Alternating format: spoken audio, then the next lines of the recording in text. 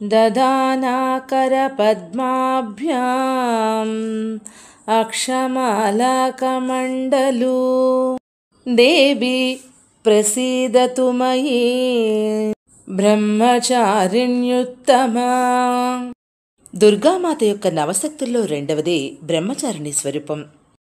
బ్రహ్మచారిణి స్వరూపంలో అమ్మవారు కుడి చేతిలో జపమాలను, ఎడమ చేతిలో కమండలాన్ని ధరించి ఉంటారు. హిమవంతుని కూతురైనటువంటి పార్వతియే ఈ బ్రహ్మచారిణి దేవి.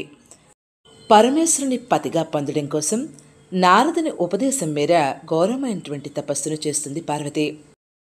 పరమేశ్వరుని పతిగా పొందడం కోసం బ్రహ్మచారిణి రూపంలో పార్వతీదేవి ఫలాలను, కందమూలాలను అరగిస్తూ 1000 సంవత్సరాలు గడిపేస్తుంది.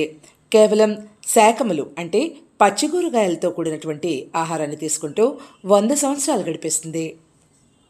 కొన్ని రోజులు కఠినమైనటువంటి ఉపవాసాలు చేస్తూ ఎటువంటి నీడ లేకుండా ఎండకు ఎండుతూ వానకు తడుస్తూ తపస్సును కొనసాగించింది.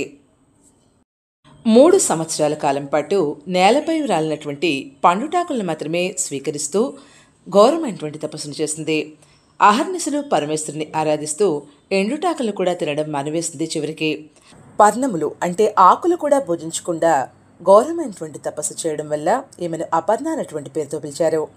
వేల కొలది సంవత్సరాలు కఠినమైనటువంటి తపస్సును కొనసాగించడం వల్ల బ్రహ్మచారిణి యొక్క శరీరం కృషించడం ప్రారంభించింది.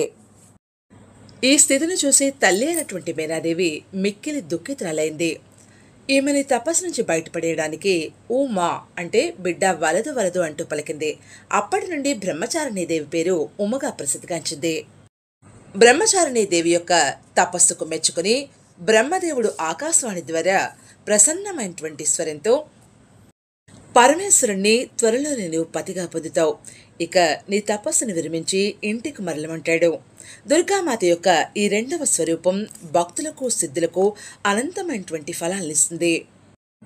దుర్గాదేవి ఆరాధనలో భాగంగా బ్రహ్మచారిణి దేవిని పూజించిన వారికి స్వాధిష్టాన చక్రం స్థిరమవుతుంది.